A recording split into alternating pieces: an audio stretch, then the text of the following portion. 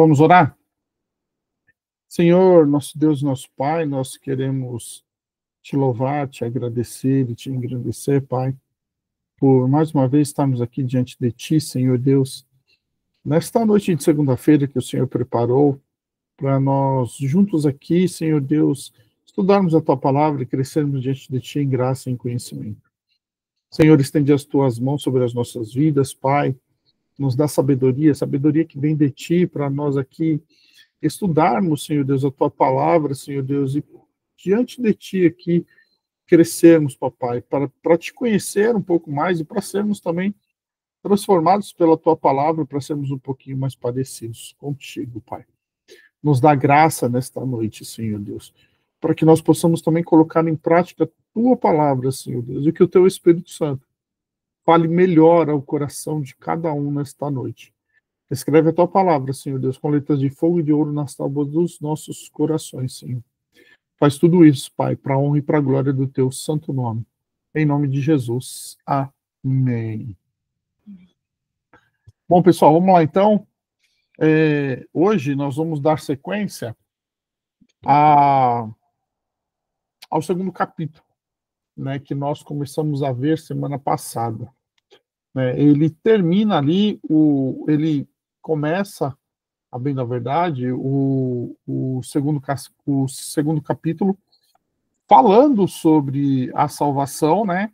E ali dando quase que um desfecho sobre por que Cristo é superior aos anjos, né? Então ele já faz ali uma distinção entre lei e graça, né? Dizendo que a palavra que foi trazida ao povo por um ministério angelical, ou seja, por uma instrumentalidade dos anjos ali no Monte Sinai, a lei, né? Ela trouxe a consciência do pecado, mas Cristo Jesus, quando traz a revelação plena e final de quem Deus é e da sua palavra, nos traz ali, então, o evangelho da graça, e aí ele nos exorta, então, a nós perseverarmos ali nas coisas que foram ditas, pregadas, e ele ainda diz que os sinais acompanhavam, então, a pregação, e isso era um sinal de que Deus estava aprovando a pregação.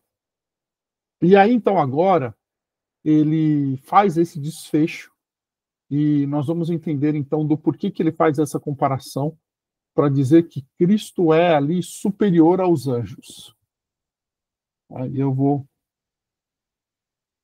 projetar aqui para vocês.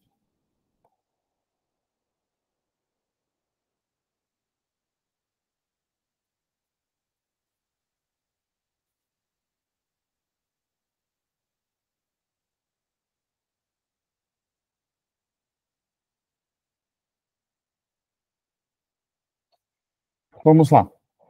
Bom, primeiro então, vamos ler do versículo 2 até o versículo 18, essa segunda parte, né? E tanto o capítulo 1 como o capítulo 2 parece que tem uma introdução de 4 versículos ali, né? Quando nós vimos o capítulo 1, nós vimos os 4 primeiros versículos em que o autor constrói ali uma cristologia, né, para iniciar, então, esse tema sobre Cristo ser superior aos anjos. No capítulo 2, ele também faz uma introdução, também de 4 versículos, para falar sobre a salvação, né, e continuar ali o raciocínio dele de que Cristo é superior aos anjos, e já faz essa distinção, então, entre lei e evangelho. E aí, então, ele nos traz aqui mais 14 versículos, que é o que nós vamos ver hoje, e tem, assim, muita coisa legal para a gente ver aqui nesses versículos. Vamos ler, então.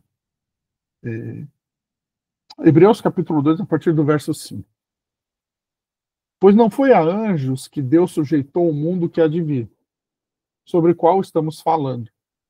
Pelo contrário, alguém em certo lugar deu testemunho dizendo: que é o homem que dele te lembres, ou o filho do homem que o visites? Fizeste-o por um pouco menor do que os anjos, e de glória e de honra o coroaste.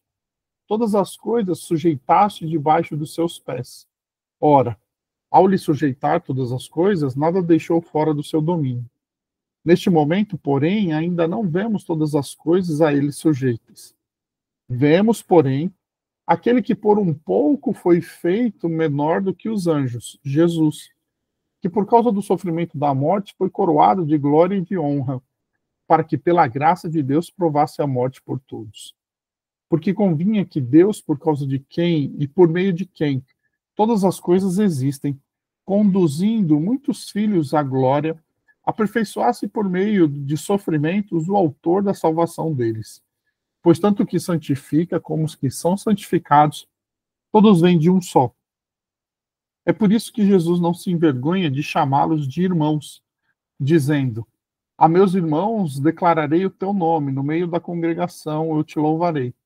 E outra vez, eu porei nele a minha confiança, e ainda, eis aqui, estou eu e os filhos que Deus me deu. Visto, pois, que os filhos têm participação comum de carne e sangue, também Jesus igualmente participou destas coisas, para que por sua morte destruísse aquele que tem o poder da morte, a saber, o diabo, e livrasse todos os que pelo pavor da morte estavam sujeitos à escravidão por toda a vida. Pois ele evidentemente não socorre anjos, mas socorre a descendência de Abraão. Por isso mesmo era necessário que em todas as coisas ele se tornasse semelhante aos irmãos, para ser misericordioso e fiel sumo sacerdote nas coisas referentes a Deus, e para fazer propiciação pelos pecados do povo. Pois naquilo que ele mesmo sofreu quando foi tentado, é poderoso para socorrer os que são tentados. Bom, vamos lá então, vamos começar? Primeiro, o primeiro versículo, então, dessa parte diz assim, né? Pois não foi a anjos que Deus sujeitou o mundo que há de vir, sobre o qual estamos falando. Né? Aqui, pessoal, nós já vemos aqui alguns ecos do Antigo Testamento. Né? A primeira coisa que precisa ficar claro para nós aqui é que quando ele fala que Deus sujeitou o mundo, aqui, o mundo vindouro, esse mundo vindouro é o mundo que há de vir com Cristo, tá? Que a gente já vai ver já. Mas quando ele diz que o mundo que há de vir não foi sujeito a anjos, vocês lembram que nós vimos no nosso encontro de semana passada que os anjos são ministros de Deus? Então, de certa maneira, os anjos, eles estavam neste mundo fazendo com que os propósitos de Deus se cumprissem. Tá? Por isso que tem a instrumentalidade dos anjos na entrega da lei lá no Sinai. Então, o primeiro eco que nós vemos, né, a primeira citação, a primeira parte do Antigo Testamento implícita é de Deuteronômio 32:8, né, quando o Altíssimo distribuía as heranças às nações, quando separava os filhos dos homens uns dos outros, fixou as fronteiras dos povos, segundo o número dos filhos de Israel. Aqui é bem interessante a gente ver, vocês veem que eu coloquei em negrito filhos de Israel, porque na Septuaginta, de novo, né, pessoal, falando sobre a Septuaginta, a gente vê que o autor da carta aos Hebreus estava muito a Septuaginta, uma citação direta. Na Septuaginta, filhos de Israel aí está traduzido por filhos de Deus. E em alguns contextos do Antigo Testamento, filhos de Deus pode ser traduzido por anjos. Tá? Então, o que eles estão querendo dizer? Eles estão querendo dizer que assim, que Deus deu aos anjos a administração desse mundo antes do reinado de Cristo. Isso não quer dizer que os anjos reinavam e faziam o que eles quisessem. Por quê? Porque os anjos eram ministros de Deus. Então, por intermédio também dessa instrumentalidade dos anjos, os propósitos de Deus se cumpriam. Tá? Por exemplo, Daniel 10:20, né? E ele disse: você sabe por que eu vim? Agora voltarei a lutar contra o príncipe da Pérsia. Quando eu sair, eis que virá o príncipe da Grécia. Então, quando a gente vê assim, ó, príncipe da Pérsia, príncipe da Grécia, são principados que realmente reinavam. Né? Esse texto de Daniel fala quando Daniel orava, e aí o anjo de Deus foi enviado para trazer a resposta até ele. Você vê que os anjos eram enviados com respostas. né? Hoje, pessoal, o Senhor fala diretamente conosco pelo seu Espírito. Tá? Efésios 6,12, porque a nossa luta não é contra o sangue e a carne, mas contra os principados e as potestades, contra os dominadores deste mundo tenebroso, contra as forças espirituais do mal nas regiões celestiais. Então, nós vemos que o mundo tinha uma instrumentalidade dos anjos, e aí, por consequência também, os demônios, eles tinham poder e autoridade para agir de certa maneira, como hoje ainda tem, tá? Porque eles eram anjos, né? Hoje eles são anjos caídos, e eles têm uma organização, tá bom? A gente não sabe como isso funciona, porque a Bíblia não deixa claro, mas a gente sabe que eles têm uma organização. Por quê? Principados e potestades. Isso quer dizer para nós que há entre eles também uma hierarquia. Tá? Foi o primeiro crime organizado que aconteceu, né?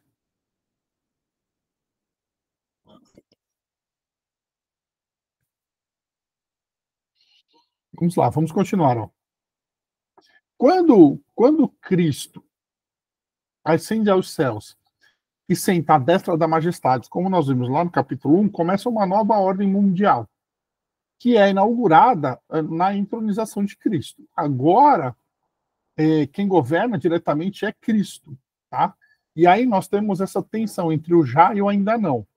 Nós já experimentamos obras do mundo vindouro, que é o reino de Deus, mas ainda não experimentamos na sua plenitude. Se vocês pegarem obras teológicas para você ler, principalmente a teologia do Novo Testamento, do Elton Lade, ele trabalha muito, muito, muito bem essa questão do já e o ainda não, a manifestação do reino de Deus. Porque ele diz assim, ó, nós já vivemos o reino de Deus, e isso o próprio Jesus falou, é chegado a vós o reino de Deus, mas nós ainda não experimentamos o reino na sua plenitude. Então, tem esse já e o ainda não. Esse já, que faz com que nós já experimentemos manifestações, ou o reino de Deus não na sua plenitude já hoje, esse faz com que nós tenhamos o quê? Vislumbres daquilo que há de vir. Tá? Então, a gente olha para esses sinais pontuais, para essas manifestações, e nós podemos já vislumbrar a plenitude do reino que virá quando Cristo, então, ele completar a obra a restauração da criação. Tá? Vocês lembram que quando nós vimos escatologia, nós vimos que a obra da salvação está completa, mas a obra da restauração ainda não. Né? O mundo ainda jaz no maligno, o pecado ainda está no mundo. Quando Cristo restaurar todas as coisas, o seu governo estará plenamente, o reino de Deus estará plenamente manifesto, e aí não vai ter mais pecado, não vai ter mal e tal. Mas o já faz com que nós já experimentemos o quê? Vislumbres daquilo que há de vir, tá? Esse reino, esse mundo vindouro, ele não está sujeito aos anjos, como estava o, o mundo do Antigo Testamento. Mas ele está o filho do homem, como é chamado no primeiro capítulo, né? Jesus, que é o herdeiro de todas as coisas. Então, como ele herdou todas as coisas, ele é o herdeiro, tudo foi por ele, para ele, ele é que reina agora. Não há mais esse intermédio, essa instrumentalidade dos anjos, como havia antes, tá? Pode ser, pessoal, claro, que o Senhor envia os seus anjos para nos livrar, né? É claro que há ainda manifestações, tá? Mas elas são mais pontuais, elas não são tão como eram lá no Antigo Testamento. Vamos lá, vamos prosseguir. Verso 6, ó. Pelo contrário, alguém em certo lugar deu testemunho dizendo: que é o homem que dele te lembres, ou o filho do homem que o visites? Aqui, o autor, ele vai começar a mostrar para nós por que ele fez essa distinção entre o mundo do Antigo Testamento, ou o mundo antes de Cristo ser entronizado, que era ali administrado pela instrumentalidade dos anjos, e o mundo vindouro, que é esse que nós já experimentamos, mas ainda não na sua plenitude, que é plenamente governado e administrado por Cristo. Tá? E aí, aqui está citando o Salmo 8, de 4 a 7, que diz assim, ó, que é o homem para que dele te lembres, e o filho do homem para que o visites? Fizeste-o, no entanto, um pouco menor do que Deus, e de glória e de honra o coroaste. Deste-lhe domínio sobre as obras da tua mão, e sobre os seus pés tudo lhe puseste, ovelhas e bois, todos, e também os animais do campo, as aves do céu, os peixes do mar, e tudo o que percorre as veredas dos mares. Vamos lá. Aqui a gente precisa parar um pouquinho para nós falarmos sobre uma coisa importante. Porque o Salmo 8, ainda que seja interpretado de uma maneira messiânica, ou seja, apontando para o Messias, apontando para Cristo, o Salmo 8, ele está citando Gênesis, capítulo 1, 26 e 27, que diz assim, ó, e disse Deus, e Deus disse, façamos o ser humano à nossa imagem, conforme a nossa semelhança. Tenha ele domínio sobre os peixes do mar, sobre as aves do céu, sobre os animais domésticos, sobre toda a terra e sobre todos os animais que rastejam pela terra. Assim, Deus criou o ser humano, a sua imagem, a imagem de Deus o criou. Homem e mulher os criou. Então, vamos lá. Isso vai ficar mais claro para nós quando nós chegarmos, o porquê disso vai ficar mais claro quando nós chegarmos no final do capítulo. Mas aqui, ainda que seja um salmo messiânico apontando para o Messias, aqui está falando do homem, Adão, da criação. Ele diz assim, ó, que é o homem para que dele te lembres, ou o filho do homem para que fizeste-o, no entanto, um pouco menor do que Deus, e de glória e de honra o coroaste. Por quê? Porque Adão é a coroa da criação de Deus. Deste-lhe domínio sobre as obras da tua mão, e sobre seus pés tudo lhe puseste. Quando Adão foi criado, Adão e Eva foram colocados no jardim, eles seriam corregentes de Deus. Deus dominou tudo para eles, como Deus deu o domínio de todas as coisas para eles, como está em Gênesis. E a gente vai ver por que nesse ponto aqui, ele está falando, o autor da carta aos Hebreus está falando especificamente sobre o homem em criação, porque ele vai fazer um contraste com Cristo. Tá? Vamos lá, vamos prosseguir. Ó. Fizeste-o por um pouco menor do que os anjos. Aqui já é Hebreus de novo, tá? Fizeste-o por um pouco menor do que os anjos, e de glória e de honra o coroaste. Todas as coisas sujeitastes debaixo de seus pés. Por um pouco, temporariamente, menor que os anjos. Por que por um pouco? Por que temporariamente menor que os anjos? Porque o homem se tornou mortal. Tá? Entretanto, coroado de honra e de glória. O homem, ele é a coroa da criação de Deus. Seu propósito era reinar sobre a criação. Como o quê? Como um representante de Deus. Tá? Aí ele continua, ora, ao lhe sujeitar todas as coisas, nada deixou fora de seu domínio. Neste momento, porém, ainda não vemos todas as coisas a ele sujeitas. Tudo, absolutamente tudo, estava debaixo do domínio do homem, quando o homem foi criado. Tá? O homem dominava sobre a criação, ele reinava, ele regia sobre a criação de Deus, a criação de Cristo. Né? Cristo era o mediador e o agente da criação. Lembra que nós vimos lá no capítulo 1? Então, só que essa condição foi perdida na queda. Tá? E essa condição é restaurada por Cristo. Quando? Quando ele diz assim, ó, no versículo 9, vemos, porém, olha só, vemos, porém, então, aqui, pelo contrário, alguém certo, 7, ó, fizeste-o por um pouco menor do que os anjos, de glória e de honra o coroaste. Todas as coisas sujeitaste debaixo de seus pés. Ora, ao lhe sujeitar todas as coisas, nada deixou fora do seu domínio. Neste momento, aí falando agora de um momento de queda, porém ainda não vemos todas as coisas a ele sujeitas.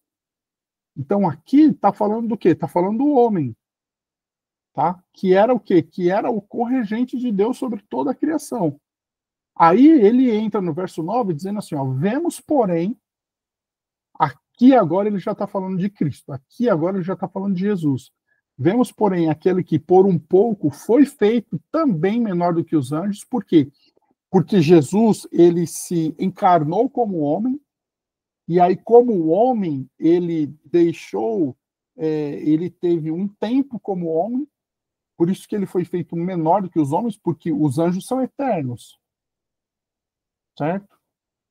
Então, ó, vemos, porém, aquele que por um pouco foi feito menor que os anjos, Jesus, que por causa do sofrimento da morte foi coroado de glória e de honra, para que, pela graça de Deus, provasse a morte por todos. Jesus se tornou homem, sofreu, morreu e foi sepultado, um pouco menor do que os anjos que são eternos. Aqui, nesse ponto, o autor está fazendo um paralelo com Adão, porque a Bíblia trata Jesus como o segundo Adão.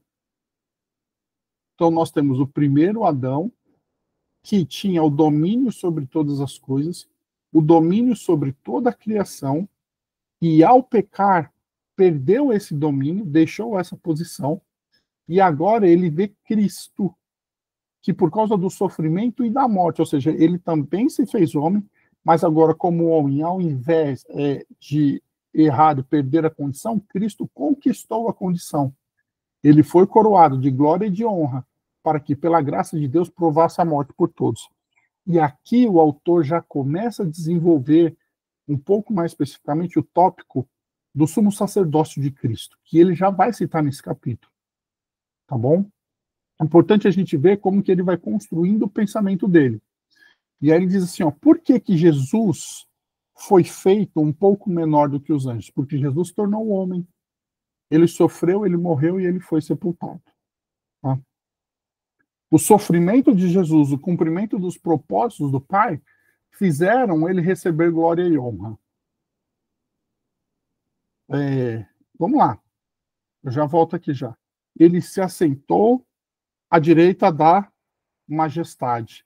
Ele reina sobre todo o universo, absolutamente sobre todas as coisas. Tá? O autor aqui já vai começar a desenvolver também um tema sobre o sofrimento de Cristo. E ele vai dizer para nós como que o sofrimento de Cristo foi importante para o sacerdócio de Cristo. Tá? Tudo isso, pessoal, é um desenrolar do tema principal da carta aos Hebreus, que é o sumo sacerdócio. Vocês lembram que nós vimos no nosso primeiro encontro, na introdução, que nenhum livro do Novo Testamento traz o tema do sacerdócio de Cristo. Por isso que a carta aos Hebreus é tão importante para o cânon do Novo Testamento, porque só ela desenvolve isso. Só que ele não simplesmente lança para nós que Cristo era o sumo sacerdote. Ele vai desenvolvendo como que Cristo se tornou, então, esse sumo sacerdote. E aí, para Cristo se tornar esse sumo sacerdote, ele teve que passar pelo sofrimento. Tá? Então, olha só, ele foi feito menor do que os anjos, porque ele se tornou homem, ele se tornou servo. Filipenses 2 fala bem sobre isso, né? Paulo deixa isso muito claro lá para nós. E aí ele diz assim, ó, por causa do sofrimento da morte, ele foi coroado de glória e de honra, para que pela graça de Deus provasse a morte por todos. Vamos caminhando. No capítulo 1, ele é o Filho. No capítulo 2, olha só, ele é Jesus. Aqui ele já é nomeado como Jesus. O autor aqui já chama ele de Jesus, ou seja, já faz uma ligação direta, diz assim, ó, o Filho do primeiro capítulo, que é o herdeiro de todas as coisas, que é a revelação plena, a palavra final de Deus para as nossas vidas, que é o resplendor da glória de Deus, a exata expressão do ser de Deus. Esse Filho é quem? É Jesus. E esse Jesus, que é superior aos anjos, ele se fez por um tempo menor do que os anjos. E aí, quando ele estava nessa condição de um pouco menor do que os anjos, como homem, como servo, ele sofreu.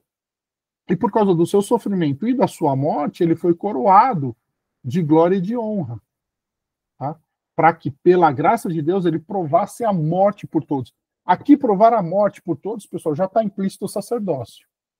Ou o sacrifício, né? O sacrifício era uma das obrigações do sacerdote. O sacerdote tinha que oferecer sacrifício.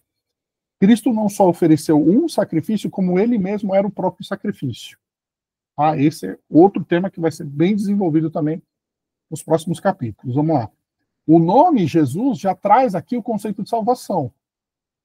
Então, quando o autor exorta, no começo ali, como nós não vamos nos atentar para tão grande salvação, aí aqui, quando ele nomeia Jesus, ele já está falando, a salvação é em Jesus. Tá? Então, os anjos trouxeram, pelo ministério angelical, a lei do Sinai, que quem transgredia recebia justa punição. Lembra que nós vimos isso? E a punição era a morte. Agora nós temos o Filho, que nos traz o quê? A revelação plena de Deus. A palavra final de Deus. E como nós, então, vamos negligenciar essa salvação que o Filho nos traz? Aí, quando ele vem falando e ele nomeia Jesus, ele está dizendo, esse Filho é Jesus que nos traz a salvação. Vocês estão vendo como está tudo amarradinho? O autor ele vem escrevendo tudo amarradinho. Pessoal, nada é solto. Nada está solto, está tudo muito bem amarrado. Pelo sofrimento e pela morte, Jesus recebeu glória e honra. Né? Quando Paulo escreve Filipenses 2, Paulo vai dizer assim, ele foi fiel até a morte de cruz. E por isso Deus o ressuscitou dos mortos, ele deu um nome que é sobre todo o nome. Então o sofrimento de Jesus e a morte dele, por meio disso ele recebeu glória e honra. Porque nós sabemos que a morte dele não foi para perdão dos seus pecados. Não foi para pagar um preço pelos seus pecados. Foi para perdão dos nossos pecados. Foi pelo preço dos nossos pecados que ele passou pelo sofrimento e pela morte. Pelo sofrimento e pela morte, Jesus recebeu glória e honra. Pelo seu sofrimento e pela sua morte, nós recebemos o quê? A vida eterna. É dessa salvação, então, que o autor ele está aqui já falando e deixando mais claro para nós que é agora em Jesus. No capítulo 1, o autor afirma a divindade de Cristo, o Filho. No capítulo 2, o autor destaca a humanidade de Cristo, Jesus. Olha como que ele vai linkando, porque lembra que nós vimos que ele desenvolve uma cristologia. Nessa cristologia ali, ele vem desenvolvendo que Cristo é superior aos anjos. Só que ele vai dizer que esse Cristo, que é divino, que é Deus, superior aos anjos, ele fez o quê? Ele se tornou homem. Tá? Ele é superior aos anjos, mas tornou-se, por um pouco de tempo, menor que os anjos. E pelo seu sofrimento e morte, ele recebeu honra e glória, e nós recebemos a vida eterna. Tá? Vamos lá, aí ele continua o pensamento e o desenvolvimento dele. Verso 10. Porque convinha que Deus, por causa de quem e por meio de quem todas as coisas existem, conduzindo muitos filhos à glória, aperfeiçoasse, por meio de sofrimentos, o autor da salvação deles. E aqui, pessoal, tem uma coisa muito legal para a gente ver, porque a gente pode se perguntar assim, mas Jesus não era Deus? Como Deus, ele não era perfeito? Então, por que ele precisou ser aperfeiçoado? Tá? E aí, vamos pensar um pouquinho sobre isso. Tá? Primeiro, né? Aqueles que receberam a vida eterna por meio do sofrimento e pela morte de Jesus são conduzidos à glória de Deus. Então, assim, ele deixou a glória dele, se tornou homem um pouco menor do que os anjos por um determinado tempo. Como homem, como servo, ele sofreu e morreu, e aí ele recebeu glória e honra. E nós, agora, que pelo seu sofrimento e pela sua morte, recebemos a vida eterna, somos conduzidos a essa glória. Pessoal, olha que coisa linda. Olha que maravilhoso isso. E tudo isso é por graça, sabe por quê? Porque a gente não merecia. Porque a gente não fez absolutamente nada para receber isso. E ele nos deu. Vamos lá. Ó. É na paixão de Cristo que nós vemos o quê? o coração de Deus plenamente exposto. Segundo aos Coríntios 5,19, Deus estava em Cristo, reconciliando consigo o mundo. Tá? Quando nós olhamos para Cristo, nós precisamos enxergar Deus. A gente tende muito a achar que o Deus do Antigo Testamento não é o Deus do Novo Testamento, né? Deus se converteu, Deus mudou. Não, ele é o mesmo. Tá? O que nós precisamos entender é que ele estava desenvolvendo ali a maneira de se revelar ao homem. Quando chega a Cristo, ele se revela plenamente em Cristo Jesus. Então, nós precisamos olhar para Cristo e ver quem? Ver Deus ali. Tá? Agora vamos lá, para a parte. Aperfeiçoar-se por meio de sofrimentos o autor da salvação deles. A palavra aperfeiçoar ali, pessoal, é teleio, tá? Que significa levar até o fim proposto, ou levar à realização de um evento. No contexto da carta aos Hebreus, o termo aperfeiçoar significa que ele tirou os nossos pecados. Por meio do sofrimento, ao retirar o nosso pecado, ele se tornou o perfeito Salvador. Então, vamos lá, vamos mais uma aqui. Ó. Como homem, Jesus, pelo seu sofrimento e morte, se capacitou a ser plenamente o nosso representante, pois sofreu e morreu em nosso lugar. Vamos lá, vamos pensar sobre isso, sobre esse aperfeiçoamento por meio dos sofrimentos que Cristo recebeu. Ele, como Deus, ele conhecia o sofrimento? Ele conhecia, mas ele conhecia de olhar, não de passar pelo sofrimento. Né? Quando Cristo passa pelo sofrimento, ele se capacitou plenamente a ser o quê? O nosso sumo sacerdote. Ou seja, também o nosso representante na cruz. Adão era o representante da humanidade. E como Adão pecou, a humanidade inteira em Adão também peca. Agora, Cristo, como sumo sacerdote perfeito, se entregando na cruz, ele também é o nosso representante. Só que ele precisava sofrer para que esse sacerdócio dele se tornasse um sacerdócio perfeito. E a gente vai entender no finalzinho, assim, completamente no finalzinho, mas já dá para a gente entender que aqui, quando diz que ele foi aperfeiçoado, está falando do sacerdócio de Cristo, não está falando dele como Deus. Ele, como Deus, ele é perfeito. Tá? Vamos lá, vamos prosseguir. Ó. Verso 11. Pois tanto que santifica como os que são santificados, todos vêm de um só. É por isso que Jesus não se envergonha de chamá-los irmãos. O sacerdote que consagra e o sacerdote que é consagrado são todos da mesma linhagem. Certo? Ele se fez homem e nós somos homem. Ele é o Filho de Deus e nos fez filhos de Deus. Pelo sofrimento e pela morte de Cristo, somos santificados e consagrados a Deus para adoração e para serviço. Pessoal, e por que isso aqui é importantíssimo para nós entendermos o sumo sacerdócio de Cristo? Porque nós hoje somos chamados sacerdotes em Cristo. Nós não somos chamados sacerdotes, e quando eu falo nós, eu estou falando homens e mulheres. Tá? Eu não estou me referindo aqui como sacerdotes a um termo eclesiástico ou a uma função eclesiástica. Aqui, pessoal, eu estou falando de uma posição espiritual. Nós, enquanto sacerdotes de Cristo hoje, nós não somos chamados segundo a lei. Nós somos chamados segundo a graça. O ministério que está sobre nós hoje não é segundo a ordem araônica ou segundo o sacerdócio levítico. O sacerdócio que está sobre nós hoje é segundo o sacerdócio de Cristo, que é segundo a ordem de Melquisedeque. Então, quando Cristo se faz homem, sofre por nós, morre por nós, nos dá a salvação, a vida eterna, e aí nós somos também, por causa disso, conduzidos à sua glória, nós somos santificados, porque ele nos santifica, mas também somos consagrados a Deus para serviço. E agora, em Cristo Jesus, nós somos chamados o quê? Sacerdotes do Deus vivo. Olha, olha como isso é bonito.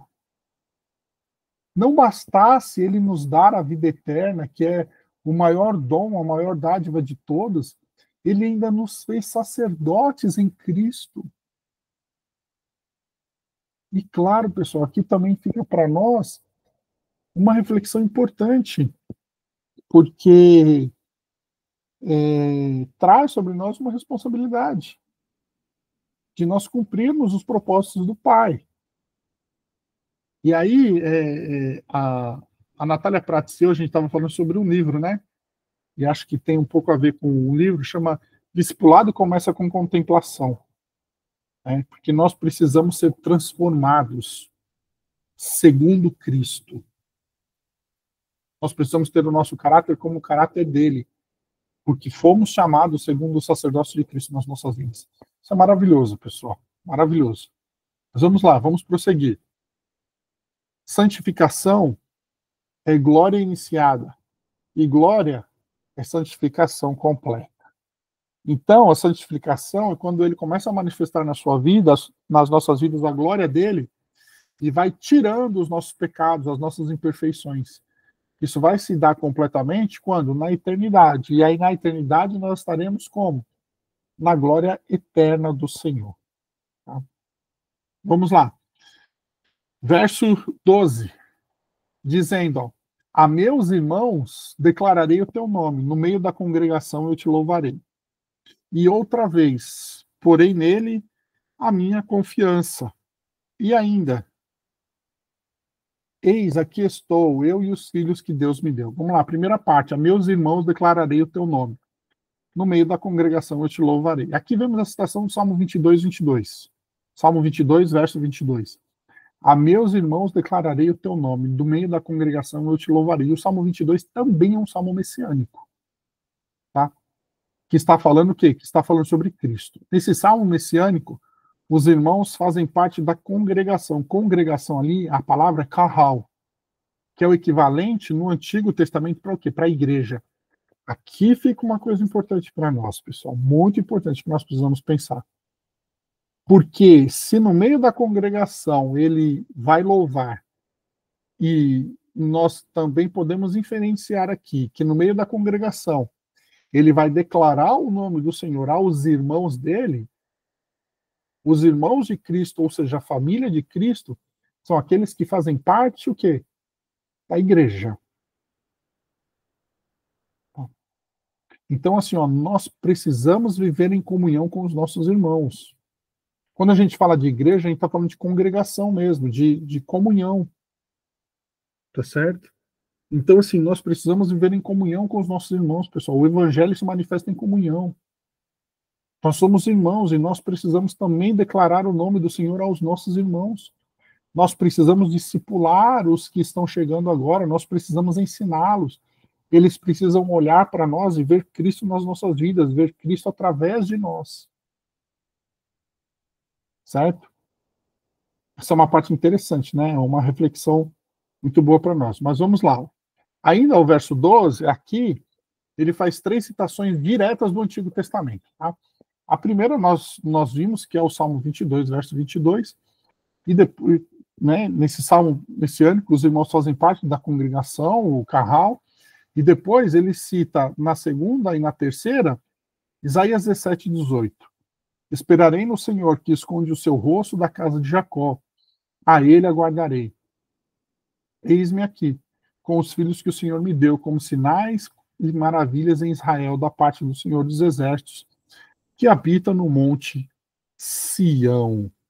Aqui, pessoal, é muito legal a gente ver ele citar Isaías, porque Isaías é chamado o livro messiânico.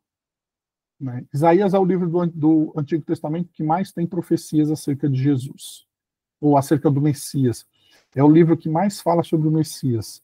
São 66 capítulos que constituem ali o livro chamado o livro messiânico. Tá? A gente chama também Isaías de o livro messiânico, porque é o livro que mais fala. Quando ele cita aqui, ele está trazendo, então, Jesus como o Messias do Antigo Testamento. Ele faz muito esse link por conta do sacerdócio.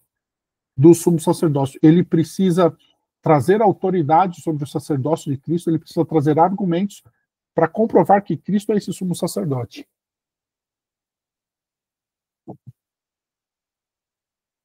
Tá? Vamos lá, então. Ao chamar a atenção para o qual ele testificará, o Messias limita a denominação irmãos àqueles que compõem a igreja espiritualmente, o corpo dos crentes. Tá bom? Como nós já vimos lá que é importante para nós. Vamos lá. Verso 14 e 15. Ó. Visto, pois, que os filhos têm participação comum de carne e sangue, também Jesus igualmente participou destas coisas, para que por sua morte destruísse aquele que tem o poder da morte, a saber, o diabo, e livrasse todos os que, pelo pavor da morte, estavam sujeitos à escravidão por toda a vida. A necessidade de libertar o povo de Deus, seus inimigos, da morte de Satanás. O povo de Deus, para ser povo de Deus, precisava ser liberto. Certo? Precisava ser liberto dos seus inimigos, da morte e de Satanás. Aqui, Satanás é um sinônimo de diabo, tá? Pessoal. Por que aqui está falando que o diabo ele tem o poder da morte? Porque o diabo veio para acabar com a criação de Deus. Ele odeia principalmente os filhos de Deus. E ele quer o quê? Ele quer matá-los. Claro, pessoal, que assim, o diabo, o poder dele é limitado pela autoridade de Deus, ou seja, ele vai até onde Deus permite. Tá? Se o diabo olhar para você hoje e falar assim, ó, eu vou te matar, ele só vai tocar em você naquilo que Deus permite que ele toque, como nós vemos no livro de Jó. O Senhor permitiu que ele tocasse nas coisas de Jó e tocasse até na saúde de Jó, mas não matasse Jó. Vocês estão vendo? É por conta de um propósito do Senhor. Tá? Quando nós estamos em Cristo Jesus, pessoal, nós somos libertos, então, dos nossos inimigos da morte de Satanás. Da morte por quê? Porque o crente, ele não morre espiritualmente.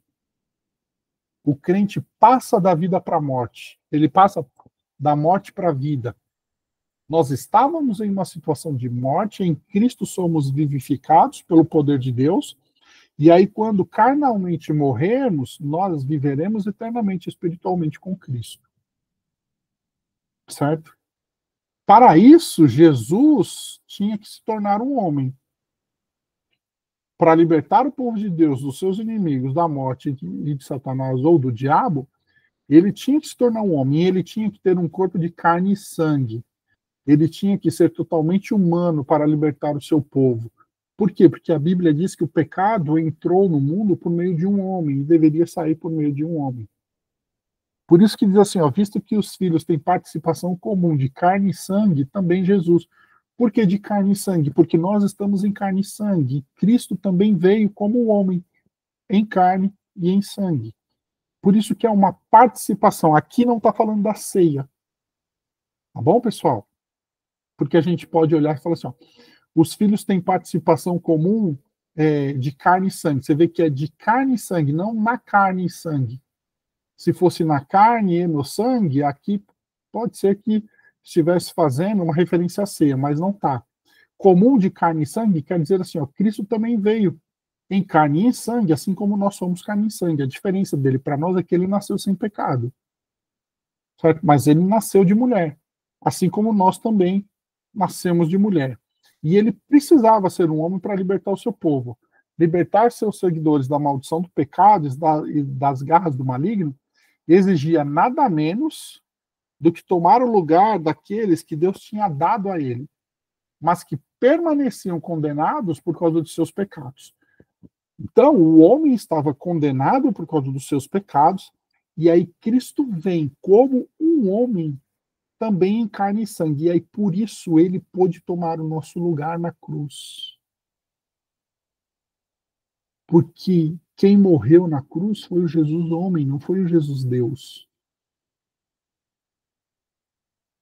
Então, ele sendo igual a nós, por isso que ele se fez igual a nós.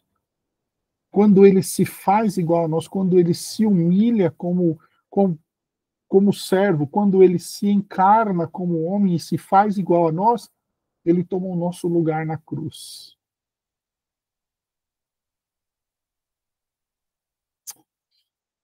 É bonito demais isso, né?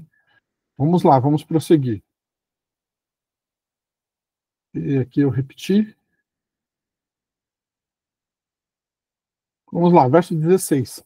Pois ele, evidentemente, não socorre a anjos, mas socorre a descendência de Abraão. Por isso mesmo era necessário que em todas as coisas ele se tornasse semelhante aos irmãos, para ser misericordioso e fiel sumo sacerdote nas coisas referentes a Deus e para fazer propiciação pelos pecados do povo. Aqui tem umas coisas bem legais para nós pensarmos. Ó. Vamos lá. O autor da carta aos Hebreus retoma o tema da superioridade de Cristo em relação aos anjos para finalizar essa parte. Tá? Aqui ele toma de novo quando ele diz assim, ó, pois ele evidentemente não socorre a anjos. Tá? Então ele retoma a superioridade de Cristo sobre os anjos e diz assim, ó, ele não veio socorrer os anjos. Tá? Para finalizar e para fechar essa parte. Aí ele diz assim, ó, mas socorre a descendência de Abraão. Ele retoma aqui dizendo que Jesus não socorre os anjos, mas a descendência de Abraão. Gálatas 3:7. Saibam, portanto, que os que têm fé é que são filhos de Abraão. Então, quem são os filhos de Abraão? Qual é a descendência de Abraão? Olha que coisa importante, pessoal. A descendência de Abraão aqui não é o povo judeu. A descendência de Abraão aqui, aqueles que são pela fé, porque Abraão é o pai da fé. Então, se eu e você, se nós cremos, se nós temos fé em Cristo, nós somos descendência de Abraão. E aí ele vem socorrer quem? Eu e você. Tá? Vamos lá. Aqui temos a primeira ocorrência de sumo sacerdote. Quando ele, lá no finalzinho, quando ele diz assim, ó, era necessário que em todas as coisas ele se tornasse semelhante aos irmãos para ser misericordioso e fiel sumo sacerdote nas coisas referentes a Deus, para fazer propiciação pelos pecados do povo. Então veja bem como que o autor ele vem desenvolvendo uma cristologia, dizendo primeiro que o Filho é a revelação total de Deus, a revelação plena e final da palavra, e esse Filho ele é superior aos anjos, e o ministério da lei e a lei que veio por um ministério angelical é inferior à graça que veio pelo ministério do Filho. Então, por isso, Cristo é superior aos anjos e aquilo que ele nos traz é superior. Aí ele nos exorta a nós nos atentarmos a essa salvação que ele nos traz.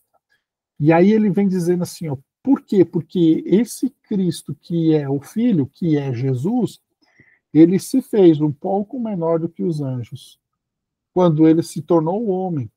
E aí, quando ele se torna homem, ele sofre e morre no nosso lugar, como nosso representante, para nos trazer a vida eterna. E aí, quando ele sofre e morre, ele recebe o quê? Ele recebe honra e glória. E aí a gente volta lá no capítulo 1, porque ele está sentado à direita da majestade.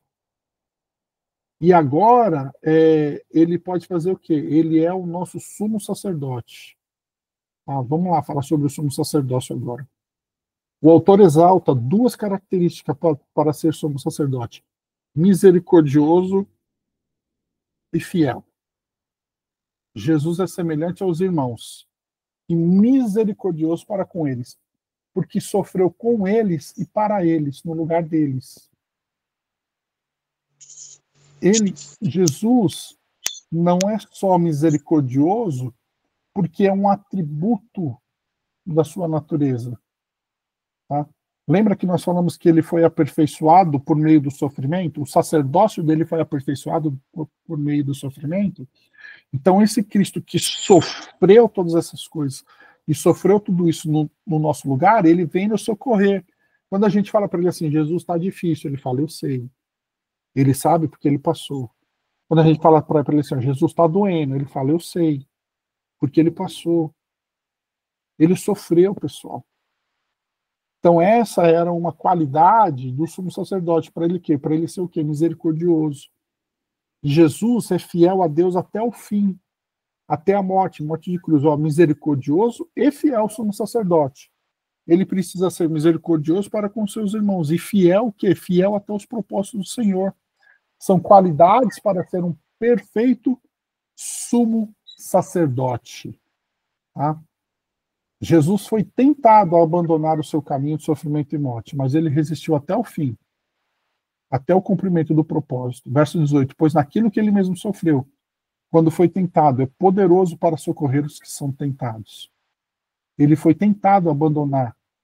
Quando o diabo tenta Jesus a usar a sua divindade, lá no deserto, para trilhar um caminho mais fácil, mas ele escolheu vencer o pecado, como um homem, na unção do Espírito.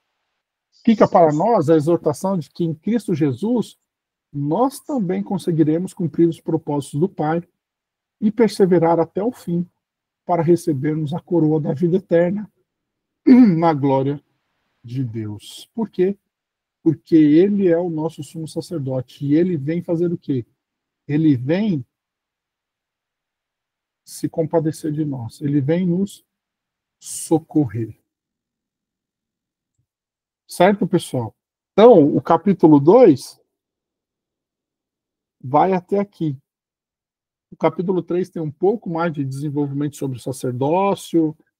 Nós vamos ver até o capítulo 4 ali falando sobre o sacerdócio dele, até falar sobre o que é a segunda ordem de Melquisedeque, e aí os temas vão se desenrolando.